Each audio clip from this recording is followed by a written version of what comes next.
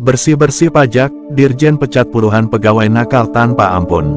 Oleh Christovita Wiloto, Chairman Strategik Indonesia, langkah berani Direktur Jenderal Pajak, Bimo Wijayanto, memecat puluhan pegawai nakal tanpa ampun adalah sinyal besar bahwa Tuhan sedang menggerakkan hati para pemimpin bangsa untuk memulihkan keadilan.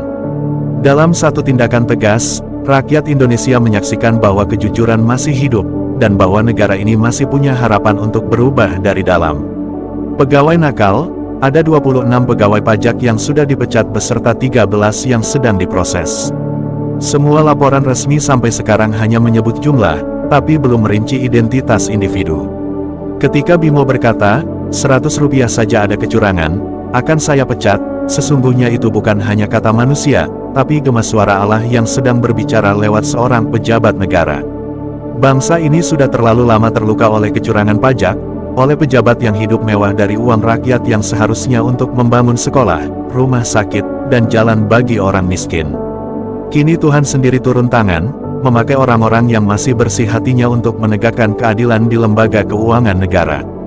Dalam kitab Amsal pasal 11 ayat 1-3 tertulis, "Penipu timbangan adalah kekejian bagi Tuhan, tetapi Ia berkenan akan batu timbangan yang tepat.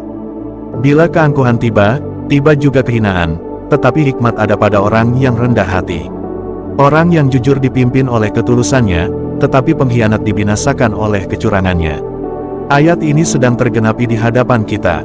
Dulu rakyat hanya bisa marah dan mengeluh melihat para pejabat pajak hidup berlimpah, membeli mobil-mobil mewah dan rumah besar dari uang hasil manipulasi. Sekarang tangan Tuhan mulai bekerja, dan keadilan mulai ditegakkan. Pemecatan ini bukan sekadar disiplin, tetapi tanda bahwa Allah sedang membersihkan seluruh tubuh birokrasi agar bangsa ini siap menerima berkat yang lebih besar.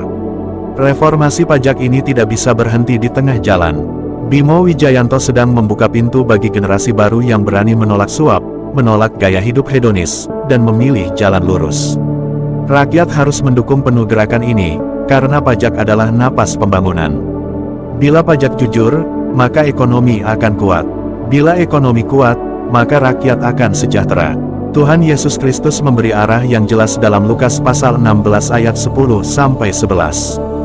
Barang siapa setia dalam perkara kecil, ia setia juga dalam perkara besar, dan barang siapa tidak benar dalam perkara kecil, ia tidak benar juga dalam perkara besar. Jadi, jikalau kamu tidak setia dalam hal mamon yang tidak jujur, siapakah yang akan mempercayakan kepadamu harta yang sesungguhnya? Inilah pesan Tuhan bagi bangsa Indonesia, bersihkan yang kecil lebih dulu, agar Allah mempercayakan yang besar.